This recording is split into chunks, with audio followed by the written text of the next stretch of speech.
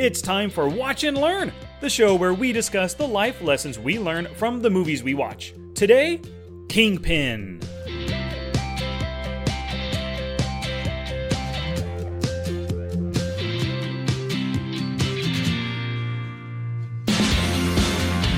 Hey movie maniacs, my name is Sky, and once again I am joined by my brother Dusty. What is going on, Dust? Hey, man. Oh, I'm so glad you picked this movie, Kingpin. I absolutely love this movie. It was so much fun to watch again. Yeah, I agree with you there. How many times would you estimate you've seen this movie?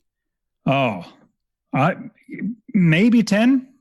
Yeah, 10 I'm right times? around there, 10 to 15, in that range. You know, when it first came out, saw in the theaters that one time, bought it on DVD, of course, when it came out. And then, you know, probably once every few years. Well, when I first bought it, I probably watched it 3 times in the first month, you know. But beyond that, once every 2 or 3 years since then, I've probably been watching it. Oh, yeah. And it's so good to watch over and over again. I thoroughly enjoyed watching it again. Without a doubt. So did I. But before we get to the movie, what's going on with you? Any cool news? I just got a puppy. We've had a dog. I've been a dog person my whole life, and I've always had dogs. And we moved out to Phoenix. And in moving out to Phoenix, we had some dogs, but they weren't working out that well, and had found some other homes for them. But anyways, moved out to Phoenix, and now I felt it was about time to get a big dog. So bought a Rottweiler. So excited! I've had a Rottweiler before. Fantastic dogs. But anyway, so yeah, that's a big, exciting news for us. I just brought him home, her home, maybe an hour ago. Holy cow, man. Nice. Congratulations. Yeah, and what was great is I didn't tell my wife or the kids that I was getting a dog. So I said, hey, you guys ready for a surprise? And yeah, they were definitely surprised. Wow, but they were happy. Well, Melissa's probably good with it, right? She's good. Yeah, she's definitely good. Now, it does throw off a little kink a couple of times in our year, because usually we go on long trips, 2-week, 6-week trips or whatever. And so that does throw in a kink. How are we going to get somebody to watch the dog? But, oh, well, we'll figure it out. Yeah, I mean, if worse come to worse and you can't find anybody for that duration, there's always pet hotels. It's probably a lot of money, but that is an option. Yeah, that is an option. But she has her brother-in-laws and her parents here that hopefully we can, kind of talk them into watching the dogs. Yeah. I'm reading a book currently called The Longest Day, and it's all about D-Day. And D-Day happened, and I didn't realize it. I mean, maybe I learned it way back in high school, but D-Day happened on your birthday, June 6th, but a few years before 1944. Yeah, I was 79. So yeah, that was one of the things I was like, oh, D-Day, I got to learn a little bit about that because it was on my birthday. Yep, totally. And it's a really good book. I'm only 70 pages into it or so, but it's basically looking at both sides of the war, the German side and, the Allied side, and what happened on D-Day at those 5 beaches that we invaded and stuff. And I bet that's cool. It's going to be an exciting book, I think. It sounds like it. Well, I mean, I remember Saving Private Ryan. Mm-hmm. That was super amazing, getting the feel of watching that. And obviously it doesn't compare at all to anything what real life actually was, but just seeing something like that where they're storming the beaches and just everybody dying. That's I've heard it referred to as the longest day all the time because of how many people died. Yeah, and I know what you're saying. I think if I remember right, that might have been the first movie that felt really like it was in a war, or they portrayed it in such a way that you get a really good sense of what it's like to be in a war, Absolutely. I was blown away when I saw that movie, that opening, or that scene where they're opening up the doors and bullet fires coming in. They have to jump over the side, all that sort of stuff. Yeah, that was the first movie that really felt like I was a part of the action. Absolutely. So anyway, let's get to the movie. Kingpin, we'll get away from the war stuff, get to the comedy stuff. I absolutely loved it. I had so much fun just watching it again by myself. I think I did mess up. I should have watched this with the boys. We should have watched it last night or something. Yeah, I bet they would absolutely love it. Yeah. I got so many lessons out of this movie. I mean, big ones like don't milk a bull, Yeah, there you go. So many lessons. Yep, absolutely. It was good stuff. Do you remember what year this movie came out? Oh, shoot. No, I want to say it was probably sometime in 2000. Well, you're close, 1999. So right on the cusp of hitting a brand new year, Yeah. I remember back in 1999, I was in college, of course. So, and at the time, I had an apartment where I shared with 3 other guys, and of course, we would watch this movie together. And it was fun watching it by myself, but I remember watching it with my roommates back then, and it's probably, from what I remember, more fun watching it with a group of people. I would absolutely agree. Because I watched it by myself, and I definitely laughed. But I remember, like you were saying, when you were in college watching, I have a bunch of guy friends that I would watch this movie as well as other ones. But yeah, we would just die laughing, and then just looking at each other and making funny sayings and things like that. Yeah, oh yeah, it's brilliant. Yeah, it is. And this is one of those movies. I looked it up on Rotten Tomatoes. Right, the critics gave it a 50%. Oh, and wow. which is terrible. The audience gave it a 69%. And I think critics often, they give comedies scores that are just way too low. It's like they expect more out of their comedies, but a movie like this totally delivered on what it was intending to deliver on. So what would you give it? That was one of the things I was going to talk to you about. In these movies, do you want to start rating the movies ourselves? Because I don't think we've actually given movies ratings. No, we haven't. You know what I mean? I would actually be fine with doing that. And you would think like a percentage, 0 out of 100. I'd be totally fine with doing that. So is that how you want to do it? 0 out of 100? Yeah, I think so. Okay. I mean, 1 out of 10 is a little too, you can't get the little nuance of like 65% as opposed to, like 70. You can't, if it's a 6 or a 7, there's a big variance. But if you could say, oh, it's a 68, it's close to 70, So you want to go on a scale of 0 to 100? Yes, just like if there were Rotten Tomatoes, if we were doing something with them, it's the same type of thinking. So if you see Rotten Tomatoes, you can see our score and then see the variance between the two. Yeah. So for this one, I would have to give it. I mean, really, I have to give it like a 95. Wow, that high! I love this movie. Yes, my goodness. There's nothing. I can't find any criticisms in this movie. I mean, you can say sometimes it goes for very simple, very kind of stupid kind of jokes and stuff, but they all land really well because of the actors. I think it's great. I mean, having Randy Quaid and Woody Harrelson and Bill Murray, they can pull off anything, and all the humor coming from these guys is fantastic. I am with you. I would say probably for me about a 95%, meaning I would ask anybody would say, like when you said, hey, do you want to do Kingpin? I'm like, yes, absolutely. And so I rate things on if I want to watch them again. There you go. And, yes. If a movie is, I'll give you an example. I watched Black Panther with my boys. We've been going through all the Marvel movies, and we're on the Black Panther now. And it was a good movie. Very, very. The story was decent. All the action was great. The acting was really good. But I wouldn't really want to. This is my second time watching it. I'm probably not going to watch it a third time. It just wasn't as enjoyable, say, as like Thor Ragnarok. That was really fun. It's a really entertaining. Yes. Or Guardians of the Galaxy, really entertaining. Makes you, enjoy watching it. Black Panther was good, but I'm not going to watch it again. And so that also goes into my score rating. But yeah, I would say probably at a 95% because I absolutely loved it. And you're right. All those actors are brilliant, and together they were fantastic. Bill Murray is by far my favorite actor. He is so hilarious, and the way that he delivers his lines, the way that his acting is just so fantastic. Even though it's almost always the same character, in every single, like Caddyshack is a little different, and this one's different, and Ghostbusters different, but. Just love Bill Murray, and Randy Quaid is hilarious. He plays the part so well. And what's his name?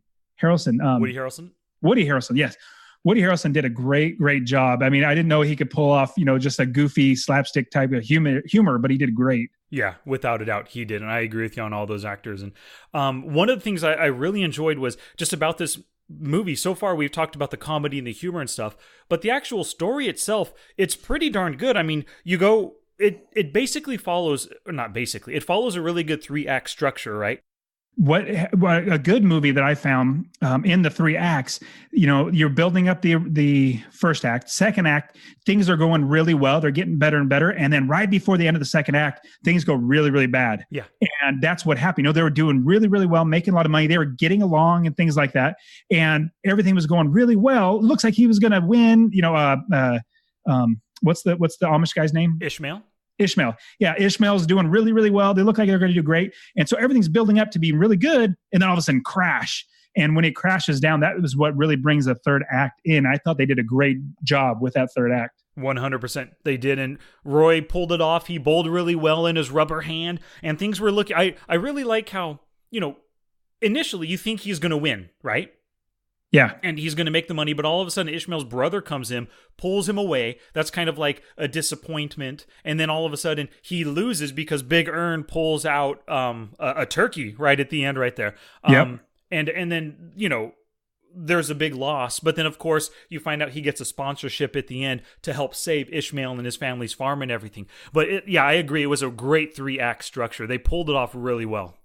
And I did fully appreciate how they turned the story a little bit. I don't think I've seen a story where the process was, a really promising act or a sports guy, somebody in the sports, really, really promising, does a good job. Then something befalls him and he can't continue on, then falls down on his luck, then teaches or finds somebody, teaches that person, going to have that person then do really, really well, but then it have to turn back to where now he is then playing again. Mm-hmm. I don't remember that story, that twist at the very end where now the coach now is having to, basically dust off his shoes and get back in there and compete. Do you remember a story that does that? I can't pick any off the top of my head. No.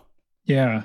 So I fully appreciated that. It's a twist in there because, when Ishmael bangs against the wall when he's trying to punch Bill Murray's character, Big Earn, you're like, oh no, what's going to happen? But then you get Woody Harrelson character actually goes in there and plays. I thought that was a really good part of the storytelling. Without a doubt. It was. Yeah.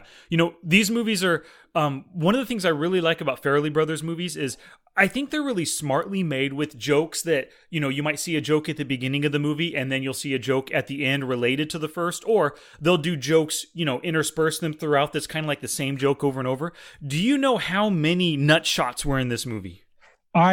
No, I don't, but I absolutely love nut shots. Just so hilarious. I mean, another lesson was don't sit on the ball return where the ball's going to. There you go. Jackie. But for some reason, whenever I see like Funniest Home Movies or like the TV show Funniest Home Videos and things like that, where there's like clips of guys getting hit in the nuts over and over again, I can't stop laughing. Like it's just the funniest thing. And my wife looks at me and is like, why is that so funny? I say, it's funny because it's not me. Yeah, exactly. So and she doesn't understand it, but hey, all the guys get it. It's just hilarious. Yep, guys do get it. And it actually happened 10 times throughout the movie. I counted them all, and it was 10 different times. I loved it.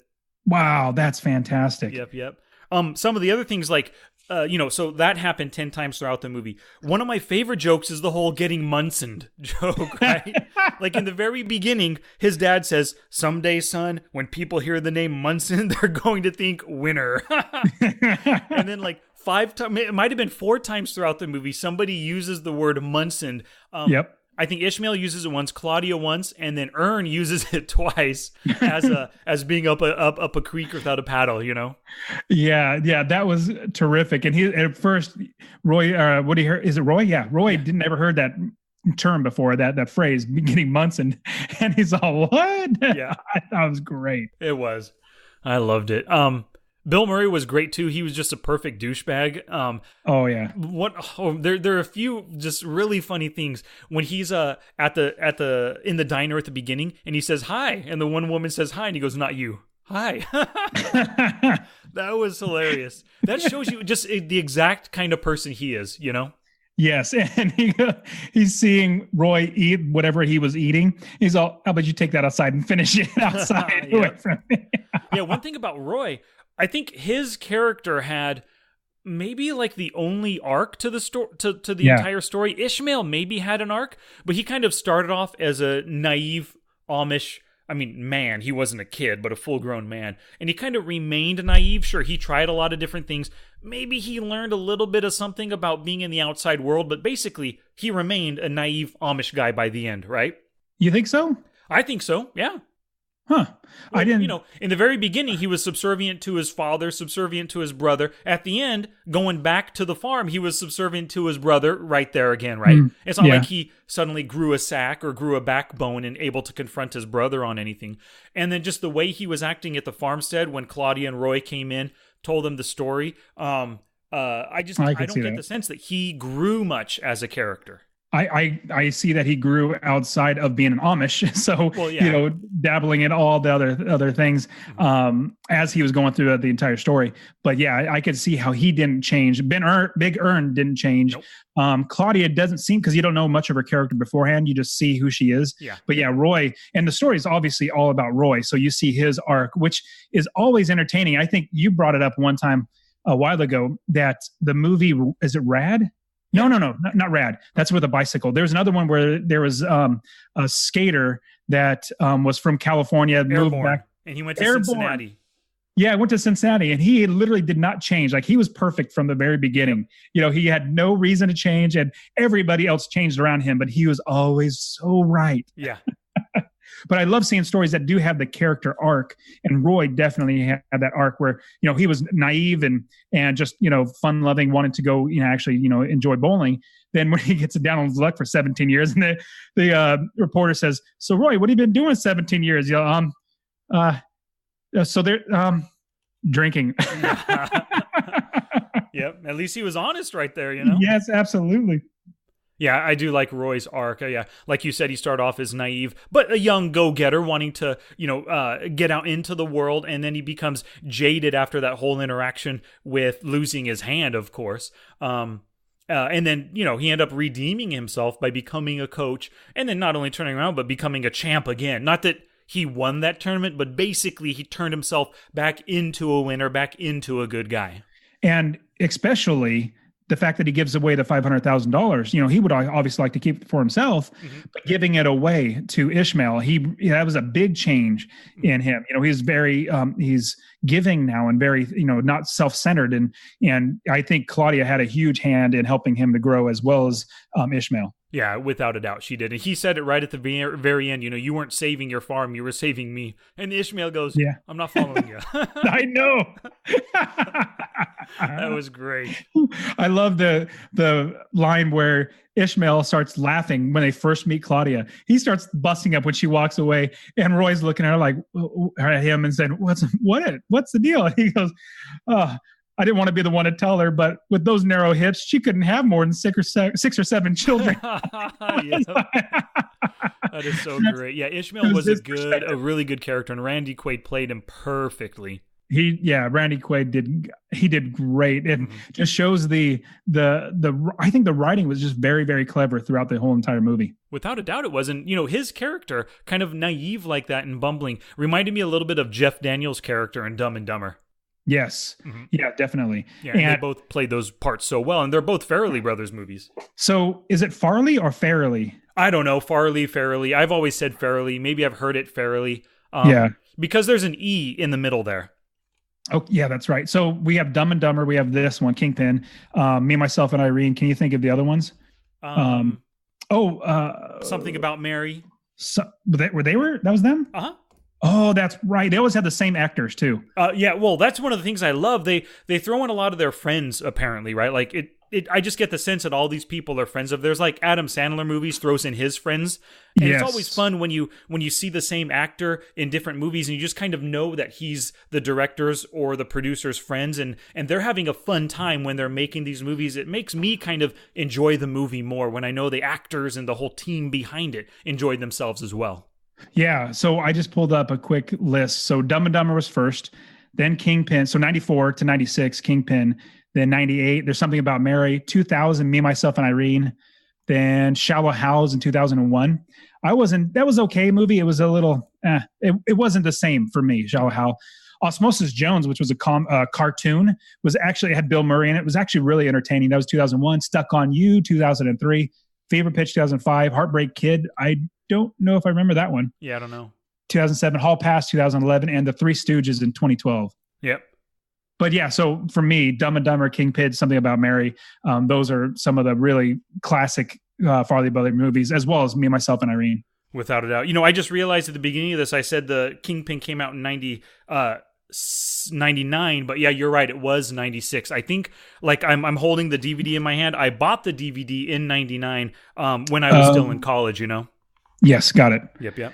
Very cool. Yeah. So Farrelly brother movies are they're fun. They're really, really fun. And it's really great to see their storytelling and everything. So yeah, I thoroughly loved it. Now, a couple of things that I'd like to talk about were like the how many lessons I was able to learn by the characters doing stupid things. Yes.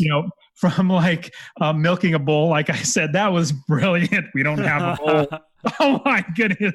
Yeah. Roy's all, I'm going to go brush my teeth. Mm-hmm. It's just things like that, to not having your accomplice come to your house after they just, where the landlady who was just now being all happy because she was getting her purse stolen, and then Roy comes up and kicks him or throws coffee in his face, all that sort of stuff. Then another really good one was, do not get out of the car when people are bashing in the car with a bat. Like, exactly. Don't get out of the car. I don't know if I'm taking away one of your three, but I got so many lessons. No, you're good. Yeah. No, you're right. And that kind of just showed the naivety of, two things. Showed the naivety of Roy, Woody Harrelson's character, and also the duplicitous, evil, douchebag nature of Big Ern. That is absolutely right. Absolutely right. And so with him losing his right hand too, that was just fun. Like, just not fun that he actually, the process of him losing it, but the storyline now, him having a rubber hand, and Roy showing everybody his hand with the gold ring. Like, his intention is to show the gold ring to the state champion. And they look at the rubber hand like, what am I going to do with the rubber hand? Yeah. Well, the best part about that, I loved it each time. You're right. He shows the ring, but they see the hand. But at the very last time, he shows his hand, but the guy sees the ring. Oh, what is that? Solid gold? It's so good how they just, they turn your expectations. That's why I think it's just such smart comedic writing on these guys' part. I'm right there with you. Hey, one thing I noticed, and it reminded me of something that happened when Ishmael was taking a crap in the urinal. My son Mason did that once. Did he? Yeah, he did. We were out at a restaurant, and I let him go to the restroom by himself. He might have been like 7 at the time. And then I just find out later on, after he comes back, he crapped in the urinal. It was funny. It was good. When you actually watch it with them, say, Mason, you did that. Yeah, I will. Without a doubt, I will. Another thing with Ishmael, I loved his turn as a dancer. My goodness, that was hilarious. Now, my question was he forced to do it, or was he really wanting to do it? I think he was forced, but he looked like he got into it. He was definitely into it. Yeah. Oh, that was so good. And when I see scenes like that, when an actor is willing to do something just super crazy, get dressed up, wear basically nothing, dancing on stage in front of men, it gives me quite a bit of respect for an actor who's willing to put himself through that. I would agree with that. That does make a lot of sense, because that takes a lot of guts to be able to get up there and do that. Yeah. I really, really loved the end bowling scene between Roy and Big Ern. Oh my gosh. It was awesome. Comedy, but that whole scene was super exciting. Thrilling's not the right word, but exciting and fun to watch. And fun to watch, and seeing. You got Roy Munson, who is really just trying to battle and trying to win, obviously doing a really decent job. But you have Big Ern, or Bill Murray's character. Bill Murray is just so funny. Everything that he is doing is just hilarious. And I absolutely love the comb over that they both have.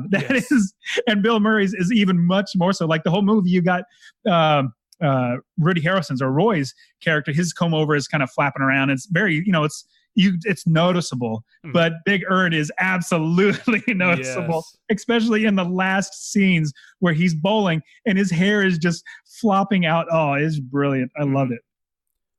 Oh, another thing about how they do gags throughout the movie. We already talked about, you mentioned the lesson that not having your accomplice visit, your apartment right after pulling a caper or whatever.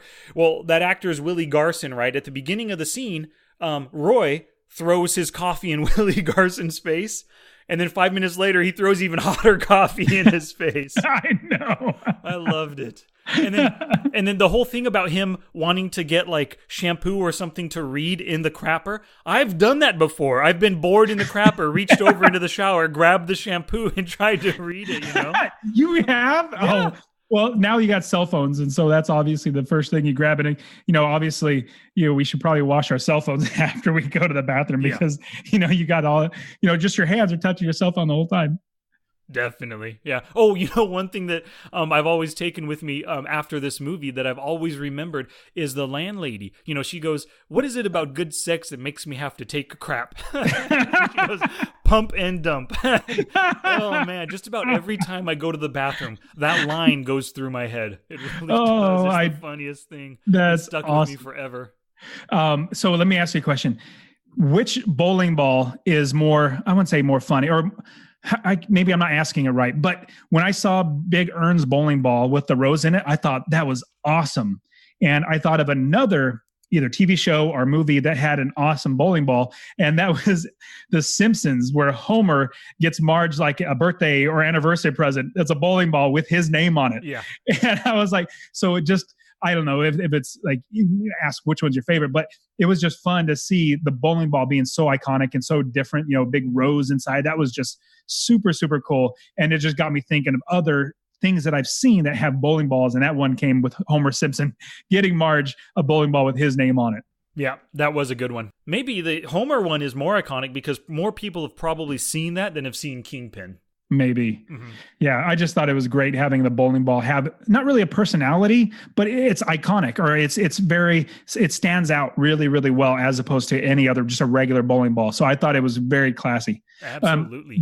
I thought it was very funny how everybody in the movie, like other than Roy Munson and Claudia, because she knew Big Ern and all that stuff beforehand, but everybody from like the commercials where he's doing with the kids, the Big Brother type thing, to whatever he does, like everybody in the movie other than those two absolutely love Bill Murray's character, Big Ern. Like, oh, that guy, he helps so many people, blah blah blah. But you can obviously tell, us as being the audience can see it's so completely self-serving, everything that he's doing. Without a doubt, I love that. And the other thing I really liked was there were so many jokes with the Munson name, those 4 times getting Munsoned, but then also when Roy was flossing, Ishmael says, "What are you doing, flossing?" Flossing, where did I get Munson from? And then later on when he's barfing in the toilet, same exact joke, just with a different word. It's just so smart, man.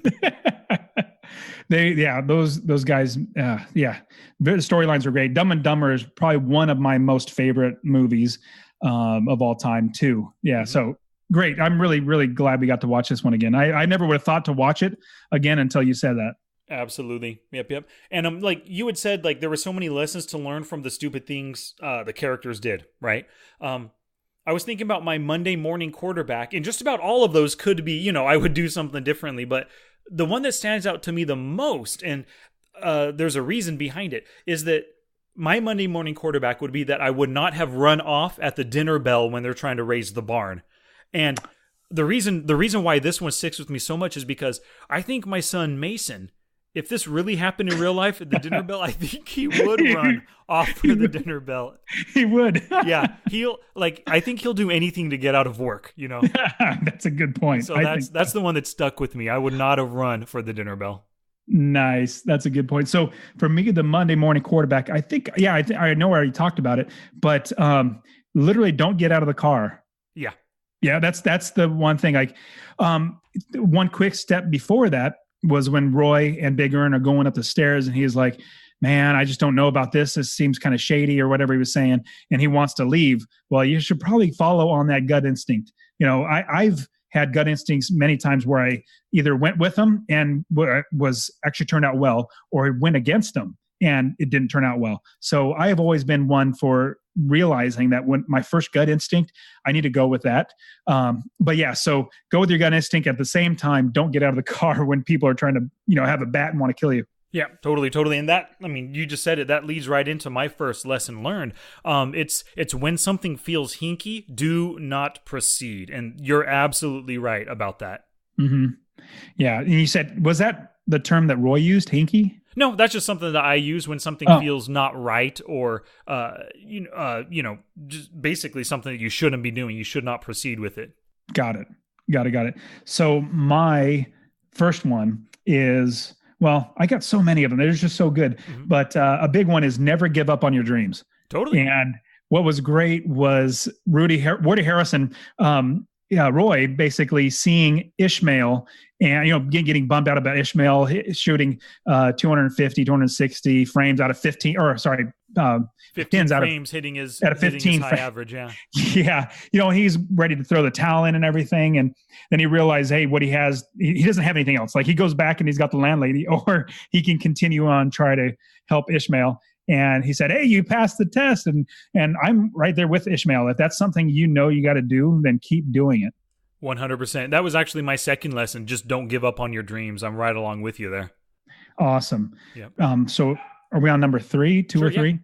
So next, one of my lessons is, if you give up on your morals, which Ishmael, breaking the rules, Amish, you're not supposed to do a number of things. But if you give up a little bit on one moral, then it's easier to break the next moral. And then it's easier to break the next moral. So if you don't have a firm foundation, you don't stick to that firm foundation, then each time it's easier to topple over the next one that you shouldn't. So Ishmael definitely went down that train really, really quickly. And it probably started when he was, the first time instance that I remember seeing was when Ishmael was offered coffee. He's, oh no, I don't drink coffee, blah, blah, blah. And he goes, really? Well, it'll help you with bowling. He said, okay, then, 2 sugars, lots of cream, because he's already had it before. He was kind of, anyways. So all that to say, if you give up on one of your morals, it's easier to knock over the other ones, which you probably shouldn't do. That's exactly right. I love that lesson right there. My third lesson was, don't blame others for your problems. Everything is your own damn fault. So Roy, for 17 years, blaming Big Ern, when we've already discussed it was Roy's own choice to go up there and follow Big Ern's lead to try to cheat those guys, And the same thing, Roy said it right at the end to Stan. He said, you're blaming Claudia for all of your issues when you know it's your own damn fault. Yes, you could tell that was like an epiphany, or like the the light bulb went on, and you could see Roy actually learn the pretty hard lesson. Yep, absolutely. And he's obviously holding on to it for 17 years and didn't get to do anything else. He didn't live his life for 17 years because he was holding on to that. Mm-hmm. Yeah. Okay, so I got one for you, and we did talk about it. It's don't poop in a urinal. So that's a urinal. That's one of my life lessons. And so what I love the storytelling and how they actually didn't lead on that he was pooping in the urinal, but they had the video so close to his face. It just showed him kind of reading a paper like he would be normally on a regular toilet. Yeah. And then it pans out and you just see Munson's face, Roy's face. And that gives you an indication like, what's going on? Oh my goodness, he's doing that. Yeah, they did a good job of those shots. Any other lessons? Yeah, I learned what supplemental meant. Supplemental. That was a good scene. Extra money. Yeah, you get some extra money. Mm-hmm. No, that's it for me. Cool. So, what movie prop would you like to own? The hand. The hand with the ring, right? Yeah, you know what? I take that back. I'm going to go with the bowling ball. The hand and ring are fantastic, but the bowling ball is so iconic for me that I'd be like, yes, I want that bowling ball. I agree with you. That would be the one that I would. I wonder, I bet we could look it up online, like how much that bowling ball has gone, if it's ever been sold at auction. I bet we can find out how much it was sold for. Yeah, I'm pretty sure we could probably find it. So yeah, I think, let's see, movie prop you'd love to own. Yeah, I think we've covered everything that I want to cover. Let me look through my notes real quick. Anything, Dust, that you can think of? No, I think we covered everything. I absolutely love this movie. I thought it was a fun movie to watch. And yeah, I thoroughly enjoyed it. Plus, all the acting was just great. You didn't really get sidetracked from any of the storyline because of the acting. And it was just really fun. It was, without a doubt. And there was great music. It had a great soundtrack. I really love that final song by Blues Traveler called But Anyway. Yes. Really good song. And the rest of the music throughout the movie was great. One of the things about the music is, as I was watching it, I love the music. It gets me more involved, gets me more interested in the different scenes. But none of the music really took part in the story, unlike Guardians of the Galaxy kind of does with music, or Baby Driver does with music, Yeah. I loved it when you first see Roy when he's a young kid, or the young kid that goes in and bowls, and he's actually winning and doing really well. You got the song, is it Bee Gees or something? He comes walking in and grabs a piece of pizza and bites it and bowls a strike and all this. So that song plays really well. And then you fast forward to when he's older and he's walking in, and same song's playing. He's all feeling all peppy and excited, and he grabs some dude's pizza, and he actually got mad at him. Yeah. It was that song was Disco Inferno. Disco Inferno, not Bee Gees. Yeah. And then just the other songs in the movie. And John Popper, who's the guy who plays the harmonica lead singer for Blues Traveler, he was the bowling announcer at the beginning of the big tournament at the end. He was the one announcing no kidding. The bowling tournament. Yeah, that's one of the things I love about the Farrelly Brothers movies is they toss in a lot of sports stars that they really love and various musicians and stuff that they like, as well as their friends into the movies, And it was great. I thoroughly enjoyed the cameo of Roger Clemens. He was Skidmark, and where Ishmael was dancing with a girl. She comes and asks him to dance and gets up and starts dancing. and then in walks Roger Clemens. I was like, hey, I know that guy. Wow, and it was that's Roger crazy Clemens. That you recognized him. I would have never pulled that out. Oh yeah. And then, his girlfriend is Squirrel. And so that's hilarious. But, and then Ishmael's, hey, do you want to dance? She's teaching me how to dance. Really good. But yeah, I thought that was great having that cameo. And I think you were saying, you mentioned that wasn't the singer that from Blues Traveler that was in the movie too? Yeah. He was the announcer for the bowling tournament at the end of the movie. Got it. Yeah. That's very cool how they do, hey, you want to come be a part of this? And I thought that was terrific. Almost like not nearly as big actor or somebody like Brad Pitt being inside Deadpool 2. Yeah. But it's just fun seeing them adding in people. Oh, and another one, a big one would be a football player in Me, Myself. No, sorry. Something about Mary. Yeah, you got Bet Favre. Yeah. Bet Favre. But yeah, you got Brett Favre in there showing up at the very end as a cameo. I thought that was really good too. It was.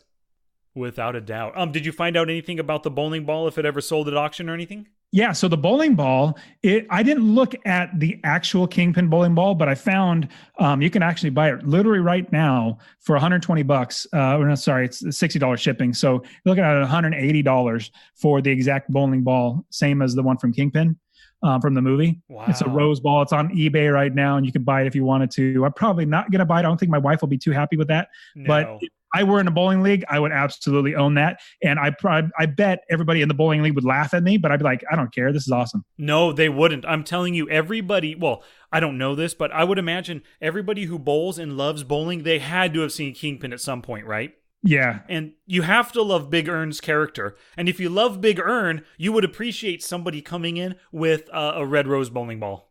You can't not love, even though, Big Earn was a douchebag, like you're saying, even though he was like that, Bill Murray just makes it so funny. Yeah. Like the way that he does it. Like if you got another actor, I can't think of anybody specifically, but another actor that tried to play that, you wouldn't love him as much. I don't think. I mean, maybe you would, but Bill Murray just so lovable, not lovable in a sense like he's cute, but his character, the way he plays it, it's just so fun that I thoroughly enjoyed watching him play it. And yeah, so he's a bad guy in it, but it's just so fun to watch. Yeah, definitely. He's one of those antagonists that you just love on the screen. Absolutely. Can't get enough of them. Yep. Well, anything that we missed, any other lessons or stuff that you want to talk about from the movie? So one lesson I'm going to learn is that the comb over is phenomenal. So if I ever need to do a comb over, I am absolutely doing it. And I don't care what anybody says. It's gonna be nice and long, where if I do go swimming or something, it's going to look so awesome. Yeah, everyone will see it. Yep. Yeah. That'll be awesome. Hanging down. Which side is the comb over going to be, your right or left? Starts on my right going over to the left. But then you got to comb it with your left hand. You're right-handed. I don't know. Oh, okay. I would just assume starting on your left, going to your right, so your right hand does all the work. I guess I just normally with my part goes from the right to the left. So I just was thinking that. That makes sense. Yeah, I thought the comb over was hilarious. I love that aspect of the movie. Oh man, if my hair ever got that bad, it's gone. I'm shaving. Yeah, you have a decent head that looks good shaved. I don't. My head's too round, so I look like a bowling ball myself. So It doesn't help. Yep.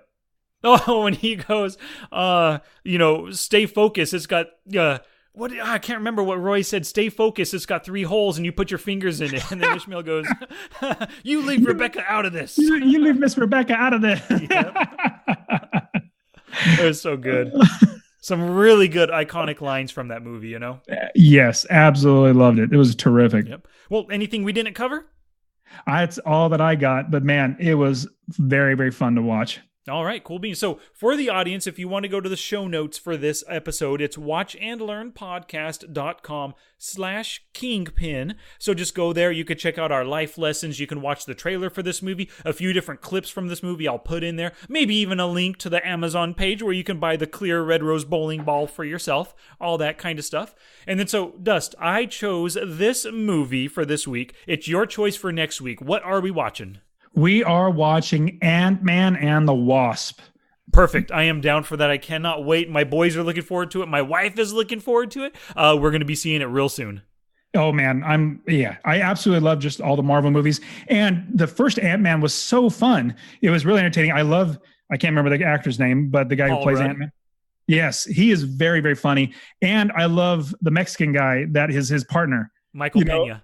And I was actually at the gym, and as I was coming home, I was riding my bike from the gym coming home, and my mind for some reason went to that scene where he is doing the explaining, like his words, but the people in the scene are acting it out, but they're like lip syncing with his voice. I thought that was a brilliant, brilliant, fun way to tell the story. It was fantastic. And I have no doubt that in part 2, it's going to be fantastic, and they're going to incorporate that as well. Yes, I'm looking forward to that. And you're right. That was so interesting the very first time you see Michael Peña do that. I love that stuff. All right. And then, I'm looking forward to seeing Evangeline Lilly actually, instead of kind of being on the sidelines helping Ant-Man, actually being the Wasp and getting work done, Yeah. And remember, the last time we saw Ant-Man was in Captain America Civil War. Mm-hmm. And so he went over to Germany and got big and all that sort of stuff. And so that's the last time we saw. So we're picking up from there. And what's interesting is we already know that people die or are evaporated or, whatever, just gone instantly because of Thanos. And so it'll be interesting to see how they actually play that out and make that go into the storyline. Yeah, I haven't seen any previews at all. I've stayed away from them, so I'm wondering where they're gonna take the movie. Is it going to be right after he gets busted out of prison? When Steve Rogers busts them all out of prison and he gets back home, or is it going to be like after everybody disappears, or is the whole Avengers Infinity War, the whole Thanos clicking his fingers, is that going to take place midway through the movie or late? I'm really looking forward to see how they incorporate it into the story. And another storyline would be Spider-Man and how they told that story. I don't know if they're actually going to do the same thing where, they showed Spider-Man getting picked up and taken over there and showed a little bit of that action scene. Yeah. They might shy away from that because it would seem like it's playing off the same story or the same type of storytelling. Maybe. As Spider-Man. But that was really interesting to see that. Oh, yeah.